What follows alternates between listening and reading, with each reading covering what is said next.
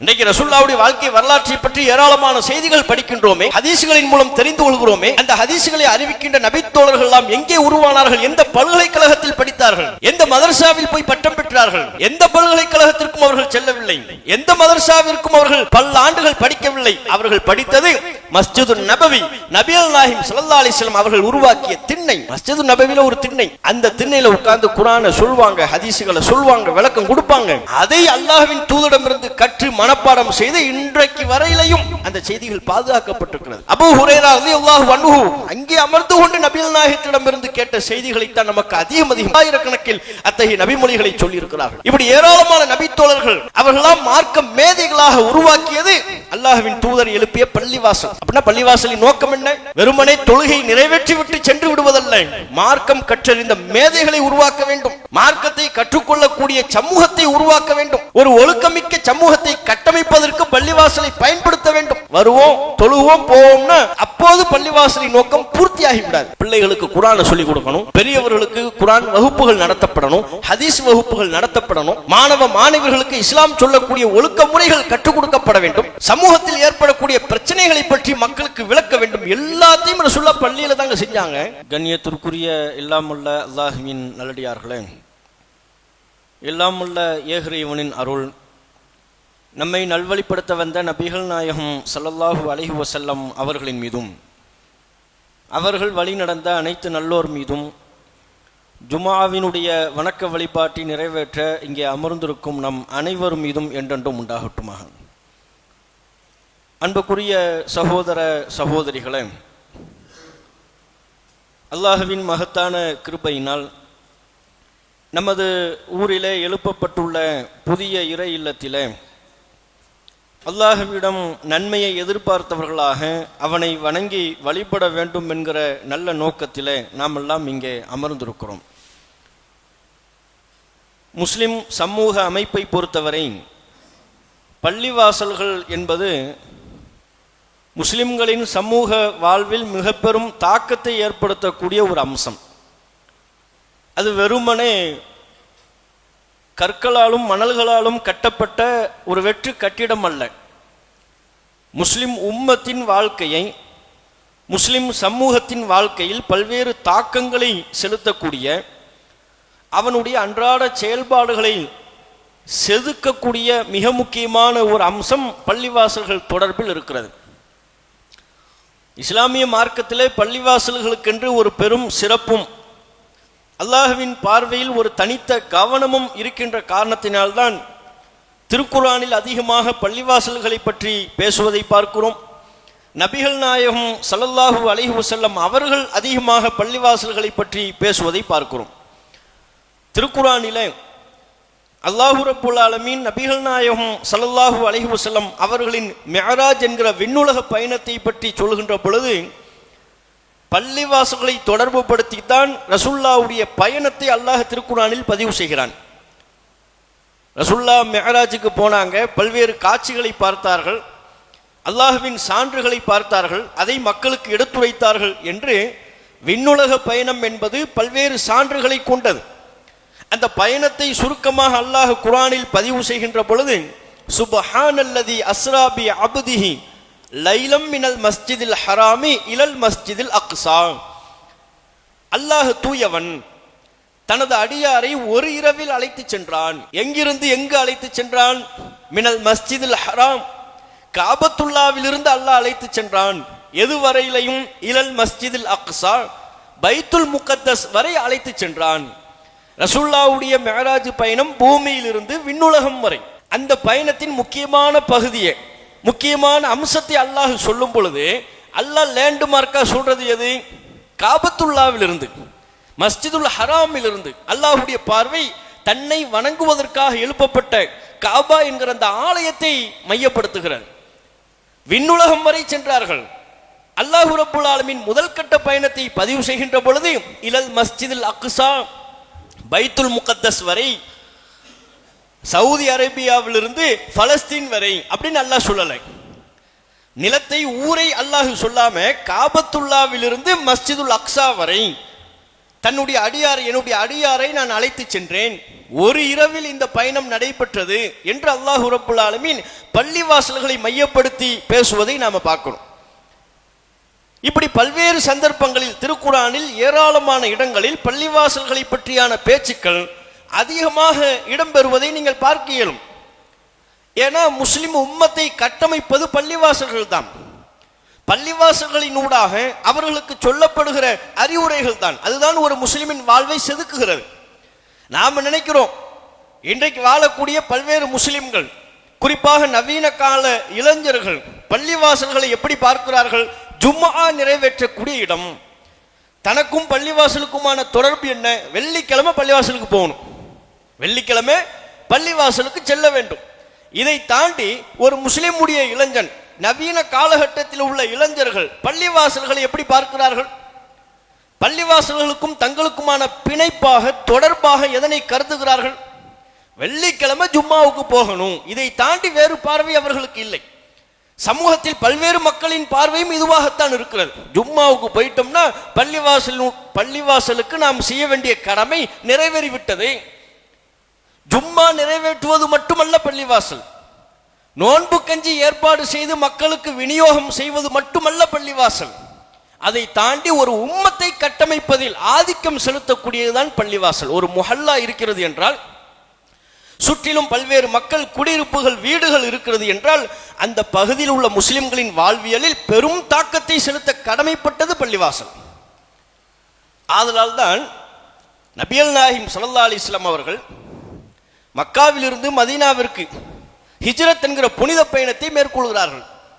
மக்காவில் சிலை வழிபாடு, அவர்களின் ஆதிக்கம், ஏகத்துவ பிரச்சாரத்திற்கு சுதந்திரம் இல்லை, ஏகத்துவத்தை கடைபிடிக்கக்கூடிய முஸ்லிம்களை கொடுமைப்படுத்துகிறார்கள், பல்வேறு தொல்லைகளுக்கும் இன்னல்களுக்கும் ஆளாக்குகிறார்கள்.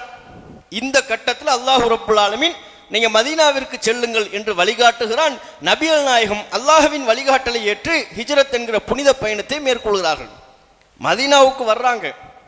வந்ததும் ரசூல்லா செய்யக்கூடிய முதல் வேலை என்ன? மஸ்ஜிது நபவியை எழுப்பினார்கள். ரசூல்லா வந்து மதீனாவில் வந்து உட்கார்ந்து எல்லாம் ஒரு மாசம் கழிச்சு எல்லாத்தையும் பார்த்துக்கலாம், ஒரு 6 மாசம் இப்படியே போகட்டும், அதுக்கு பிறகு எல்லாவற்றையும் பார்த்து கொள்ளலாம், அப்படி இல்லை. ரசூல்லா மதீனாவுக்கு கால் எடுத்து வைத்ததும் முதல் சிந்தனை, இங்கே ஒரு பள்ளிவாசலை கட்டி எழுப்ப வேண்டும். ஏன்? அதற்காக வேண்டி இடம் பார்க்கிறார்கள். அந்த இடம் ஒரு சிறுவர்களுக்குரியதாக இருந்தது. அவர்களிடத்தில் விலை பேசினார்கள். அவர்கள் இனாமாக தருகிறேன் என்று சொன்னார்கள். இதன் கூலியை நாங்கள் அல்லாஹ்விடத்தில் எதிர்பார்க்கிறோம் என்றார்கள். இல்லை இல்லை, இதற்குரிய கூலியை நான் தருவேன் என்று நபிகள் நாயகம் சொன்னார்கள். நீண்ட உரையாடல். அவர்களுக்கு சொந்தமான அந்த இடத்தை பெற்று அங்கே ஒரு பள்ளிவாசலை கட்டி எழுப்பினார்கள். இதுதான் மதீனாவில் நபிகள் நாயகம் செய்த முதல் வேலை. ஏன்னா ஒரு உம்மத்தை மக்காவில் பல இன்னல்களை சந்தித்து விட்டு, பல நெருக்கடிகளை சந்தித்து விட்டு அங்கிருந்து ஒரு சமூகத்தை அழைத்து வந்திருக்கிறார்கள். தனக்கு முன்பே ஒரு சமூகம் மதீனாவில் ஏற்கனவே அடைக்கலமாகி இருக்கிறது. இந்த சமூகத்திற்கு ஒரு புதிய வாழ்க்கையை கற்றுக் கொடுக்க வேண்டும் என்றால், ஒரு புதிய நன்னறியை சொல்ல வேண்டும் என்றால், வாழ்க்கையை பற்றிய ஒரு புதிய பார்வையை வழங்க வேண்டும் என்றால், ஒட்டுமொத்த மனிதர்களின் வாழ்க்கையை நாம் சீர்படுத்த வேண்டும் என்று சொன்னால் அதற்கு பள்ளிவாசல் தலையாயது. இந்த புரிதலின் அடிப்படையில் தான் அல்லாஹ்வின் தூதர் மதீனாவிற்கு வந்ததும் முதல் வேலையாக மஸ்ஜிது நபவியை எழுப்பினார்கள். ரசூலுல்லாஹ் வந்ததும் முதல் வேலை, எனக்கு தங்கறதுக்கு ஒரு வீடு பாருங்க, எனக்கு ஒரு வீடு கட்டுங்க, மாட மாளிகை கட்டுங்க, நமக்கெல்லாம் பொழுதுபோக்கிற்காக வேண்டிய ஒரு பார்க்கு கட்டுங்க. முதல் வேலை பள்ளிவாசல் கட்டுவோம். அதுதான் சமூகத்தை கட்டமைப்பது. இப்படியே வரலாற்று இன்னும் நாம் முன்னோக்கி செல்வோமையானால், இப்ராஹிம் அலைஹிஸ்ஸலாம் அவர்கள் அல்லாஹ்வின் உத்தரவின் பேரில் மக்காவிற்கு வருகிறார்கள். அங்கே அல்லாஹ்விடத்தில் அவர்கள் சொல்வது என்ன? காபத்துல்லாவை கட்டுறாங்க, புனர் நிர்மாணம் செய்தார்கள். ஆதம் அலைஹிஸ்ஸலாம் அவர்களின் காலத்திலேயே நபி ஆதம் அலைஹிஸ்ஸலாம் அவர்களால் காபா கட்டப்பட்டு விட்டது. அது சிதிலமடைந்து அப்படியே நாளடைவில் ஒன்றுமில்லாமல் போய் ஒரு மறு கட்டமைப்புக்கு இப்ராஹிம் அலைஹிஸ்ஸலாம் அவர்கள் முன்னெடுத்தார்கள். அப்படி இப்ராஹிம் அலைஹிஸ்ஸலாம் அவர்கள் காபாவை மறுகட்டமைப்பு செய்கின்ற பொழுது தம்முடைய சந்ததியை, தம்முடைய குடும்பத்தை காபத்துல்லாவின் அருகில் குடியிருக்க செய்தார்கள். இரண்டையும் அல்லாஹ் ரப்பல் ஆலமீன் திருக்குர்ஆனில் பதிவு செய்கிறான். வைது யர்ஃபஉ இப்ராஹீமுல் கவாயித மினல் பைத்தி வ இஸ்மாயில். இப்ராஹீமும் இஸ்மாயிலும் காபத்துல்லாவை கட்டக்கூடிய பணியில் ஈடுபட்ட பொழுது அவர்கள் சொன்னார்கள், ரப்பனா தகப்பல் மின்னா, இறைவா இந்த எங்களுடைய பணியை நீ ஏற்றுக்கொள்வாயாக. இருவரும் அல்லாஹ்வுடைய திருப்தியை நாடி பள்ளிவாசலை கட்டினாங்க. பள்ளிவாசல் கட்டுவதில் பெருமை இருந்து விடக்கூடாது. பள்ளிவாசல் கட்டுவதில் உலக நோக்கம் கலந்து விடக்கூடாது. பள்ளிவாசல் கட்டுவதில், பள்ளிவாசலை அமைப்பதில் மிக முக்கியமான நோக்கம் இந்த நம்முடைய பணியை சமூகத்தை சீர்திருத்தம் செய்வதற்காக, சமூக மக்களின் வாழ்க்கையை ஒழுக்கப்படுத்துவதற்காக, குர்ஆன் சொல்லக்கூடிய, நபிகள் நாயகம் கற்றுத்தரக்கூடிய அறநெறிகளை முஸ்லிம் சமூகம் அறிந்து அதன் அடிப்படையில் தம்முடைய வாழ்வை அமைத்துக் கொள்ள வேண்டும். இறைவா, அதற்காகத்தான் இந்த பள்ளிவாசலை நாங்கள் கட்டி எழுப்புகிறோம். இந்த பணியை நீ ஏற்றுக்கொள்வாயாக. ரப்பனா தகப்பல் மின்னா, இந்த பணியை நீ ஏற்றுக்கொள்வாயாக. அல்லாஹ்வினுடைய திருப்தியை நாடி அந்த பணியில் ஈடுபட்டார்கள். மற்றொரு இடத்தில் அல்லாஹ் குறிப்பிடுகிறான். இப்ராஹிம் அலைஹிஸ்ஸலாம் அவர்கள் சொல்கிறார்கள், ரப்பனா இன்னி அஸ்கன்து மின் துர்ரியத்தி பிவாதின் கைரி தி ஸர்இன். என்னுடைய சந்ததியை விவசாயம் இல்லாத ஒரு வனாந்தரத்தில், இந்த பகுதியில் நான் குடியிருக்க செய்கிறேன். எங்கே? இந்த பைத்திக்கல் முஹர்ரம், புனிதமான உன்னுடைய ஆலயத்திற்கு அருகாமையில் என்னுடைய குடும்பத்தாரை, என்னுடைய சந்ததியை நான் தங்கச் செய்கிறேன். ஏன்?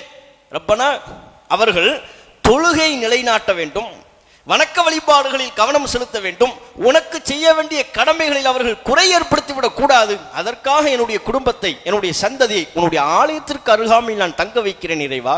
அல்லாஹ் சொன்னா தங்க வச்சாங்க, கிளம்பிட்டாங்க. இப்ராஹிம் நபி சொல்லும்போது சொல்றாங்க, ஒண்ணுமே இல்லை, ஆள் நடமாட்டமே இல்லை, வனாந்தர காடு, எப்போதாவது மக்கள் வருவார்கள், சீசன் டைம்ல வரக்கூடிய இடம் தான் அது. அப்பதான் இப்ராஹிம் நபி துவா செஞ்சாங்க, எல்லா மக்களும் இந்த பகுதிக்கு வரணும் இறைவா, இந்த உன்னுடைய ஆலயத்தை நோக்கி மக்கள் எல்லாம் பாய்ந்து வர வேண்டும், அப்படி ஒரு ஏற்பாட்டை செய். இப்ராஹிம் நபியுடைய பிரார்த்தனையின் விளைவுதான் இன்றைய மக்கா. இன்றைய மக்காவில் மக்கள் கொத்து கொத்தாக, அலை அலையாக, லட்சக்கணக்கில் குழுமுகிறார்கள் என்றால் அது இப்ராஹிம் அலைஹிஸ்ஸலாம் அவர்களின் பிரார்த்தனையின் விளைவு.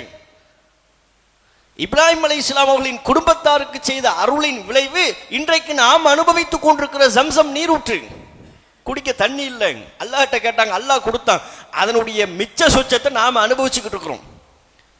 அப்ப இப்ராஹிம் அலைஹிஸ்ஸலாம் அவர்களின் பிரார்த்தனையின் விளைவாக இன்றைய மக்கா செழிப்போடு இருப்பதை பார்க்கிறோம். அப்ப அவர்கள் தம்முடைய குடும்பத்தை பள்ளிவாசலுக்கு அருகாமையில் தங்க செய்தார்கள். அதன் நோக்கத்தை அல்லாஹ்விடத்தில் முறையிட்டார்கள், இறைவா, இந்த ஆலயத்திற்கு அருகாமையில் என்னுடைய குடும்பத்தை நான் குடியிருக்க செய்கிறேன் என்றால் அவர்கள் உன்னை வணங்கி வழிபட வேண்டும், உன்னை தவிர வேறு யாரையும் வணங்கிவிடக் கூடாது, தொழுகையில் அவர்கள் கவனம் செலுத்த வேண்டும், தொழுகையை நிலைநாட்டக்கூடியவர்களாக அவர்கள் இருக்க வேண்டும், அதற்காகத்தான் உன் ஆலயத்திற்கு அருகாமையில் வந்து நான் தங்குகிறேன் என்று சொன்னார்கள். இதெல்லாம் பாருங்க, இறை தூதர்கள் எதற்கு முக்கியத்துவம் கொடுத்திருக்கிறாங்கன்னு பாருங்க.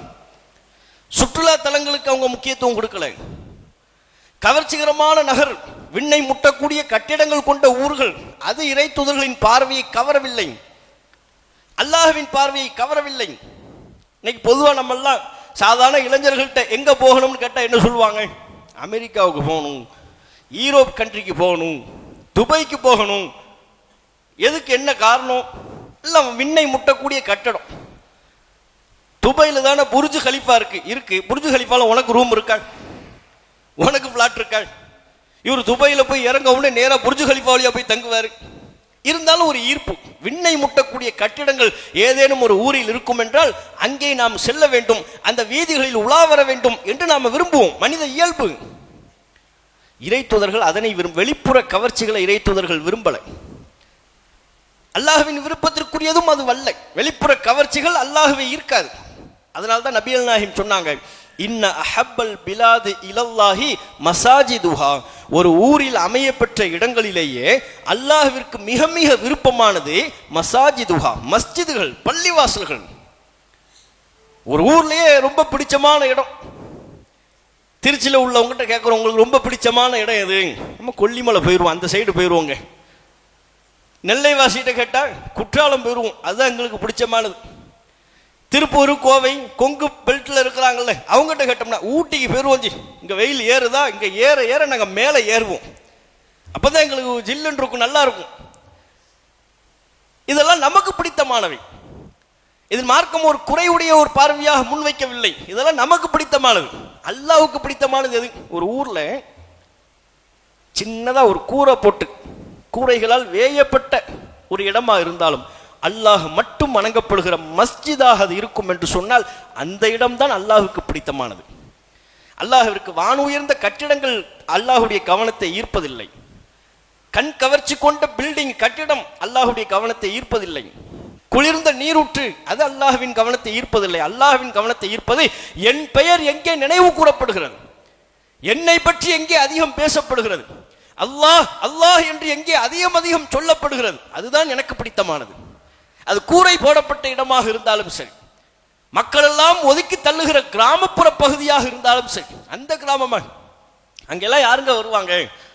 ஏதோ பஸ்ல போகும்போது எட்டி பார்த்தா உண்டு, அப்படிப்பட்ட ஊரா கூட இருக்கட்டும். அல்லாஹ் சொல்றான், நீ எட்டி பார்க்கிற ஊரா, அங்கே என்னை வணங்குவதற்காக ஒரு ஆலயம் இருக்கும் என்றால் அந்த சுற்றுப்புற பகுதியில் எனக்கு அதுதான் பிடித்தமானது. அல்லாஹ்விற்கு பிடித்தமான ஆலயத்தில் நாம் அமர்ந்து கொண்டிருக்கிறோம். அல்லாஹ் பள்ளிவாசல்களை விரும்புவதற்கு அடிப்படை காரணம், பள்ளிவாசல்களின் மூலமாக அல்லாஹ் அடியார்களுக்கு தரக்கூடிய வெகுமதிகள் பரிசுகள் ஏராளம் ஏராளம். இது அல்லாஹ்வுக்கு பிடித்தமான இடமா இருக்கிற காரணத்தினால தான் நபிகள் நாயகம் சொன்னாங்க, ஒரு அடியார் பள்ளிவாசலுக்கு அல்லாஹ்வை வணங்கும் நோக்கில் காலையிலோ மாலையிலோ வருவாரையானால் அல்லாஹ் அவருக்கு நன்மைகளை வாரி வழங்குகிறான். மன் கதா இலல் மஸ்ஜிதி அவ் ராஹ, காலையிலோ மாலையிலோ ஒரு அடியார் பள்ளிவாசலுக்கு செல்வாரையானால் அஅத்தல்லாஹு நுஸுலஹு மினல் ஜன்னா, அவர் தங்கும் இடத்தை அல்லாஹ் ஜன்னத்தில் சொர்க்கத்தில் தயார் செய்கிறான் என்று சொன்னார்கள். காலையில் ஒருத்தர் பள்ளிவாசலுக்கு வர்றார், சாயங்காலம் வர்றார், ஐவேளை தொழுகை நிறைவேற்றுவதற்கு வருகிறார்.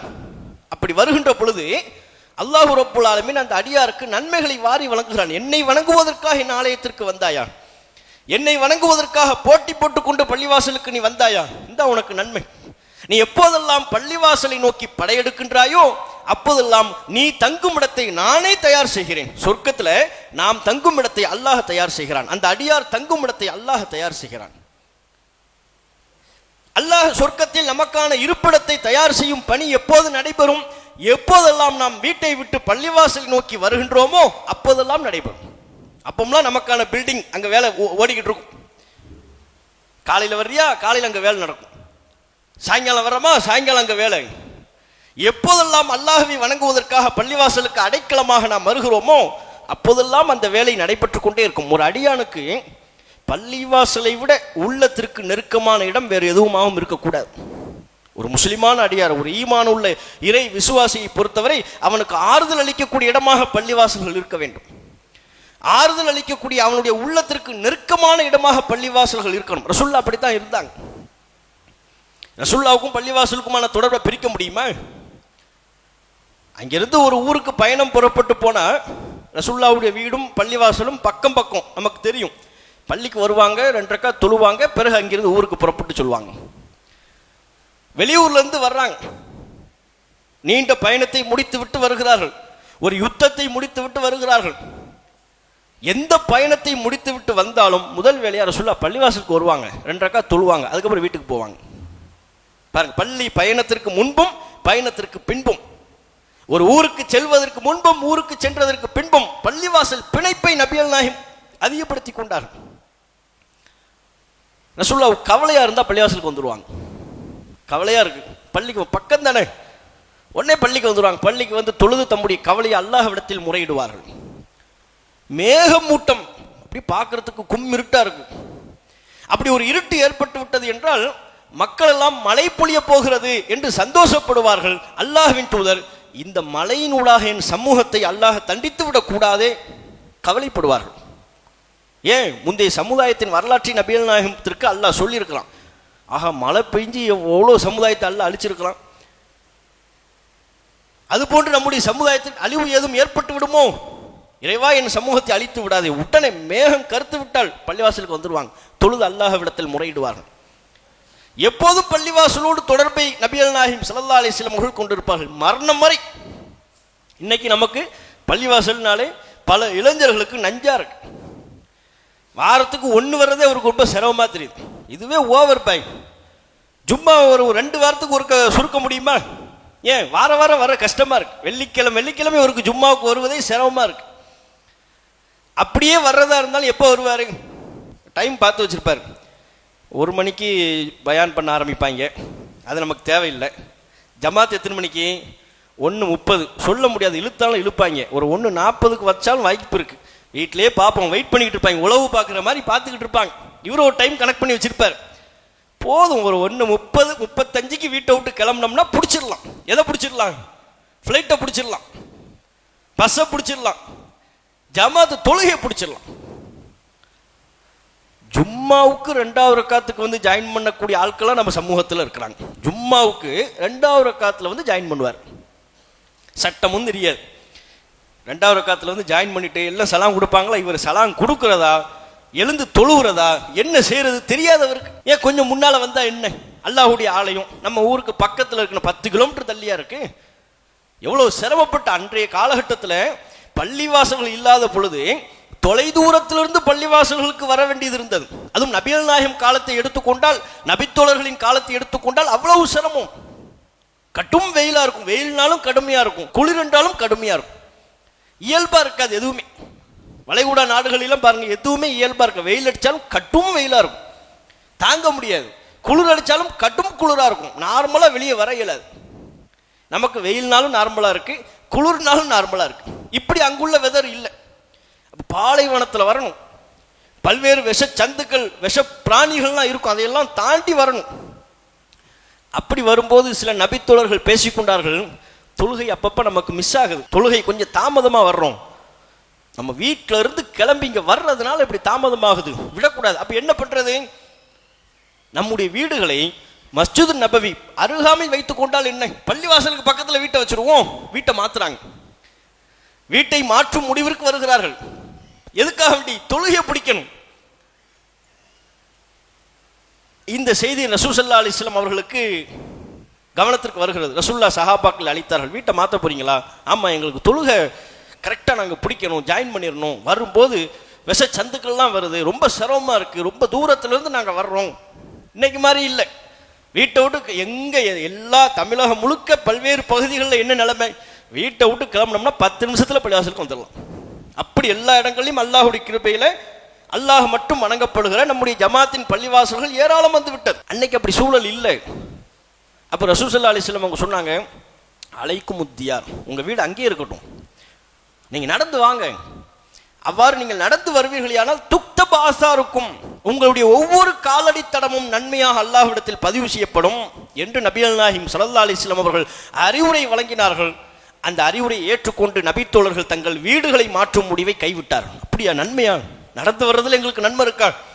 இதுல சிரமத்தின் மூலம் நாங்கள் அல்லாஹ்விடத்தில் உயர்வை பெறுகிறோமா? அந்த உயர்வு தான் எங்களுக்கு வேண்டும், உலகத்தில் நாங்கள் படுகிற சிரமம் எங்களுக்கு பொருட்டல்ல என்று கூறி வீட்டை மாற்றும் முடிவை கைவிட்டார்கள். மிக விரைவாக ஜமாத்திற்கு வந்து சேரும்படி தங்களுடைய செயல்பாடுகளை மாற்றிக்கொண்டார்கள். இது நபித்தோழர்கள். நாம கனெக்ட் பண்றது இக்காமத்தை தான் கனெக்ட் பண்ணுவோம். ரசூல் ஸல்லல்லாஹு அலைஹி வஸல்லம் அவர்களை பொறுத்தவரை பள்ளிவாசல் சொல்லப்படுகிற பாங்கு அதெல்லாம் உங்களுக்கு இன்பமா இருக்கும். தொழுகையில இருப்பதெல்லாம் கண்குளிர்ச்சியா இருக்கும். தொழுகையில நிற்பதை ரொம்ப கண்குளிர்ச்சியா நினைப்பாங்க. அல்லாஹ்விடத்தில் உரையாடுகிறோம், அல்லாஹ்விடத்தில் நம்முடைய தேவைகளை முன்வைக்கின்றோம், அல்லாஹ்வின் சன்னிதானத்தில் அவனுக்கு முன்பாக நாம் நின்று கொண்டிருக்கிறோம். இந்த உணர்வில் நபிகள் நாயகம் தொழுகையில் நிற்பார்கள். ஆகவே தொழுகைக்காக அழைப்பு விடுக்கப்பட்டால் அதனை உள்ளத்திற்கு மகிழ்ச்சிக்குரிய ஒரு செய்தியாக, இதோ அல்லாஹ்வின் அழைப்பு வந்து விட்டது என்று தம்முடைய உள்ளத்தை தயார்படுத்தி கொண்டு பள்ளிவாசலுக்கு விரைவார்கள். இது ரசூலுல்லாஹ்வுடைய அணுகுமுறை. இன்னைக்கு பாங்கு சொல்லப்பட்டா சொல்லிட்டாங்களா, அதுக்குள்ள சொல்லிட்டாங்களா? நமக்கு பாங்கு சொல்றது என்னவா இருக்கு? சிரமமா தெரியுது. ரசூலுல்லாஹ்வுக்கு பாங்கு சொல்வது உள்ளத்திற்கு மகிழ்ச்சி ஊட்டக்கூடிய ஒன்றாக இருந்தது, கண் குளிர்ச்சியாக இருந்தது. தொழுகை ஜும்மா முடிச்சுட்டு போவோம், அசருக்கு பாங்கு இப்பதான் வந்த மாதிரி இருந்துச்சு, அதுக்குள்ளே பாங்கு சொல்லிட்டாங்க. யாரு மோதினார்? யாரு டைம் சீக்கிரம் பாங்கு சொல்றாரா? தொழுகையில நிற்பது அவர்களுக்கு கண் குளிர்ச்சி. நாம தொழுகையில கொஞ்சம் இமாம ஒரு வசனத்தை அதிகப்படுத்திட்டாருன்னா அவர் காமலரம் பயான் பண்ணுவார். அடுத்த முறையில சின்ன அத்தியாயம் இன்னும் அத்தியினால உங்களுக்கு தெரியுமா தெரியாதா? குலுல்லாஹுன்னு ஒரு சூரா இருக்குது தெரியுமா தெரியாதா? எப்போ ஒரு 2 வசனங்கள் 3 வசனங்கள் அதிகப்படுத்தி ஓதிவிட்டால் தொழுகையில் நிற்பது நமக்கு சிரமமா இருக்கு. தொழுகைக்கான அழைப்பு நமக்கு பாரமா தெரியுது. இதெல்லாம் நம்முடைய மனப்போங்கில் ஏற்பட்டிருக்கிற ஷைத்தான் உண்டாக்கி இருக்கிற சதி. பள்ளிவாசலுக்கு வர்றதை உளப்பூர்வமாக நாம் விரும்பக்கூடிய நபர்களாக மாறணும்.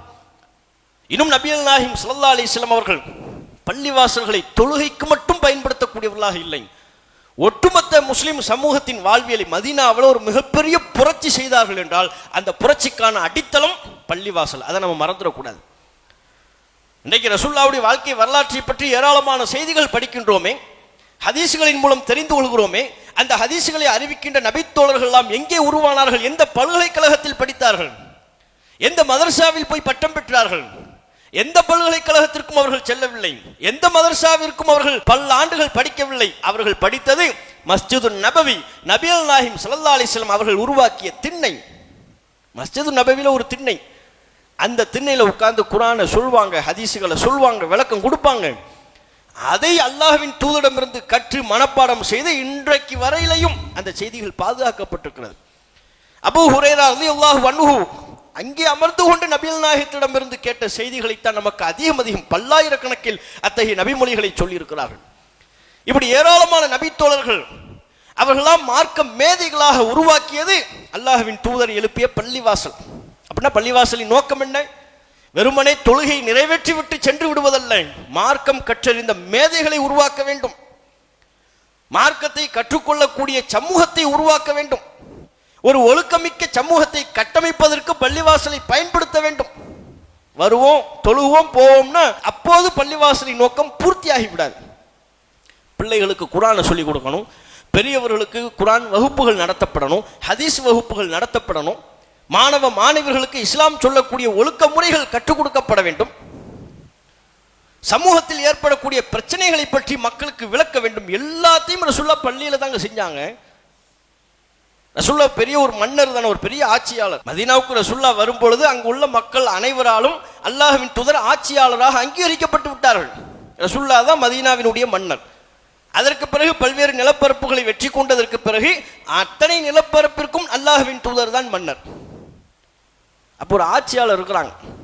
ஆட்சியாளர்னா அவங்களுக்குன்னு ஒரு தலைமை செயலகம் இருக்கணும்ல, நாட்டை எப்படி நிர்வாகம் பண்றது, என்னென்ன சட்டங்கள், மக்களுக்கு இப்ப என்ன நடக்குது, என்ன பிரச்சனை, இந்த பிரச்சனைக்கு என்ன தீர்வு. தூதரக பல்வேறு பகுதிகளிலிருந்து மக்கள் வருவார்கள், அவங்கள சந்திக்கணும், அவர்களோடு உரையாடணும். எல்லாவற்றுக்குமான தளமாக, தலைமை செயலகமாக நபிகள் நாயகம் எதை பயன்படுத்தினார்கள்? பள்ளிவாசலை. பல்வேறு நாடுகளுக்கு தூதுக்குழுவை அனுப்பி வைப்பார்கள். பள்ளிவாசல்ல உட்கார்ந்து அவங்களுக்கு சொல்ல வேண்டிய செய்தியை சொல்லி அனுப்பி வைப்பாங்க. முஆத் அவர்களை யமன் தேசத்திற்கு அனுப்பினார்கள். பள்ளிவாசல்ல உட்கார்ந்து அவர்களுக்கு சொல்ல வேண்டிய செய்திகளை சொல்லி நீங்க போங்கன்னு அனுப்பி வச்சாங்க. பல்வேறு தூதுக்குழுக்கள் நபிகள் நாயகத்தை வந்து சந்தித்தார்கள் பள்ளியில். ரசூலுல்லாஹ்வுக்கு தனி அறை கிடையாது, ரசூலுல்லாஹ்விற்கென்று தனி மாட மாளிகை கிடையாது. எந்த குடிமக்களும், அந்த ஊரை சார்ந்த, அந்த நாட்டை சார்ந்த எந்த குடிமக்களும் அல்லாஹ்வின் தூதரை இலகுவாக சந்தித்து விட முடியும். எங்கே வந்தால்? பள்ளிவாசலுக்கு வந்தா. மஸ்ஜித் நபவிக்கு வந்துட்டா ரசூலுல்லாஹ்வை பார்த்துடலாம், அங்கதான் இருப்பாங்க ரசூலுல்லாஹ். காலையில சுபஹு தொழுததிலிருந்து சூரியன் உதயமாகும் வரை பள்ளிவாசல்ல தொழுதுட்டு அப்படி திரும்ப அப்படி உட்கார்ந்து இருப்பாங்க. அவ்வளவுதான், சூரியன் உதயமாகும் வரை பள்ளியில உட்கார்ந்து இருப்பாங்க. இது ரசூலுல்லாஹ்வுடைய வழக்கம். நமக்கு சுபஹுக்கு வர்றதே சிரமம். சுபஹு முடிச்சுட்டு சூரியன் உதயமாகிற வரை நம்மையே உட்கார போறோம், நமக்கு உட்காரணுங்கிற வேலை இல்லை, அது வேற. அது நமக்கு சுபுக்கு வருவதே சிரமமா இருக்குமே. ரசூலுல்லாஹ் சுபுஹ முடிச்சுட்டு சூரியன் உதயமாகும் வரை அங்கே அமர்ந்திருப்பார்கள். ஏனைய நேரங்களிலையும் ஏனைய பகுதிகளிலையும் அதிகமா ரசூலுல்லாஹ் பள்ளிவாசல்ல தான். ஒன்று பள்ளிவாசல்ல இங்க பக்கத்தில் உட்கார்ந்துருப்பாங்க, மெம்பருக்கு பக்கத்தில் உட்கார்ந்துருப்பாங்க, இல்ல அஸ்ஹாபு சுஃபா திண்ணை தோழர்கள் என்று வரலாற்றில் குறிப்பிடப்படுகிறார்கள் அல்லவா, அந்த திண்ணை மஸ்ஜித் நபவியின் ஓரத்தில் அமையப்பட்டிருக்கிற அந்த திண்ணை அங்கே உட்கார்ந்திருப்பார்கள். நபி தோழர்களுக்கு குர்ஆன் வசனங்களை கற்றுக் கொடுத்து கொண்டிருப்பார்கள். தூதுக்குழுவினர் வருவார்கள், பள்ளிவாசலின் மையப்பகுதியை சந்தித்து உரையாடி கொண்டிருப்பார்கள். கைதிகள் வந்தால் பள்ளியின் ஓரப்பகுதியில் கட்டி போட்டு அவங்களுக்கு சொல்ல வேண்டிய செய்திகளை சொல்லுவாங்க. வீடு இல்லாதவர்கள் வந்தால் பள்ளிவாசல்ல பெரும் நிலம், அது அரசுக்கு சொந்தமான நிலப்பரப்பு தானே, அந்த குறிப்பிட்ட நிலப்பரப்பில் இந்த மாதிரி காலி இடம் இருக்குன்னா உங்களுக்கு வீடு இல்லையா, அந்த பகுதியை எடுத்துக்கங்க, ஒதுக்கிடுவாங்க. இப்படி அல்லாஹ்வின் தூதர் பள்ளிவாசலை ஒரு சமூகத்திற்கு பயன்படக்கூடிய வகையில் எல்லா வகையிலையும் பயன்படுத்தி கொண்டார்கள். நாமும் அல்லாஹ்விற்கு நன்றி செலுத்துவதோடு அல்லாஹ்விடத்தில் நாம் அதிகமாக கேட்க வேண்டியது, இந்த பள்ளிவாசலை சமூகம் பயனுறத்தக்க வகையில் எந்தெந்த வகையில் நாம் பணியாற்ற முடியுமோ அப்படி பணியாற்றுவதுதான் நம்முடைய கடமை முழுமையான முறையில் நிறைவடையும். பள்ளிவாசலை எழுப்பி முடித்து விட்டதோடு நம்முடைய கடமை முடிவடைந்து விடுவதில்லை. அதுக்கப்புறம் இதை கொண்டு இந்த சமூக மக்களுக்கு நாம் சொல்ல வேண்டிய செய்திகள் என்ன, இந்த சமூக மக்களை எப்படி நாம் தர்பியத்தை எப்படி ஒழுக்கப்படுத்த வேண்டும், மார்க்கத்தின் செய்திகளை இந்த பள்ளிவாசலை மையப்படுத்தி எப்படி இந்த பகுதியில் உள்ள அனைவருக்கும் நாம் எடுத்துரைக்க வேண்டும் என்று நம்முடைய கடமை இன்னும் மீதம் இருக்கிறது என்பதை உணர்ந்து அதற்கு அல்லாஹ் தௌஃபீக் செய்ய வேண்டும் என்று கேட்டு என்னுடைய முதல் உரையை நிறைவு செய்து கொள்கிறேன். வாகுர் தாவானா அல்ஹம்துலில்லாஹி ரப்பில் ஆலமீன். அல்லாஹு அக்பர். அல்லாஹ்